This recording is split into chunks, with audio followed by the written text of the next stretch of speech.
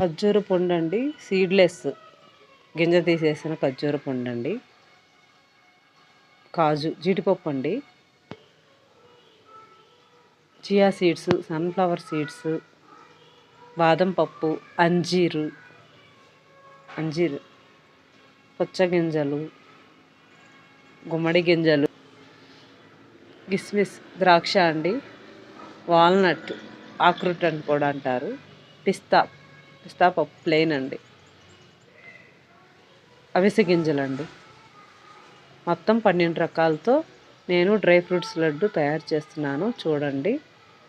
ముందు స్టవ్ వెలిగించి బాండలు పెట్టుకొని 1 స్పూన్ నెయ్యి వేసుకొని, ఆవు నెయ్యి, మీ ఇష్టం ఏది అందుబాటులో ఉంటే అది వేసుకోవచ్చు. అసలు నెయ్యి లేకపోయినా పర్లేదు, ఒట్టివైనా అలాగే వేపుకోవచ్చు, దోరగా వేపేసుకోవచ్చు. అన్నీ వేపేసుకోవాలండి దోరగా.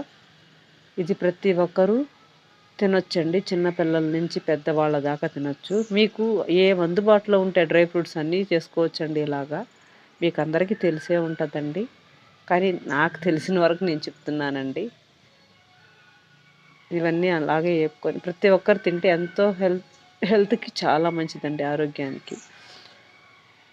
పెద్దవాళ్ళకి కానీ నొప్పులు, మోకాలు నొప్పులు, హెయిర్ గ్రోత్ బాగుంటుందండి, బ్లడ్ కూడా బాగుపడుతుందండి. ప్రతి ఒక్కరు తినొచ్చండి.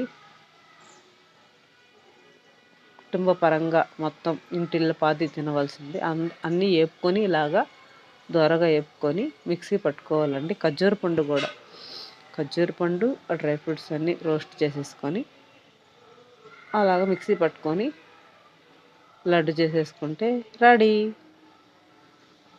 Dry fruits, nuts and laddu ready.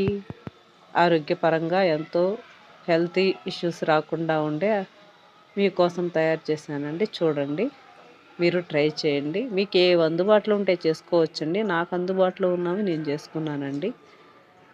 ప్రతి ఒక్కరు తినొచ్చండి, ఇది ఏమి ఇబ్బంది లేదు. ఓకే అండి, బాయ్ అండి. మీకు ఏమి కామెంట్లో పెట్టండి. ఓకేనా?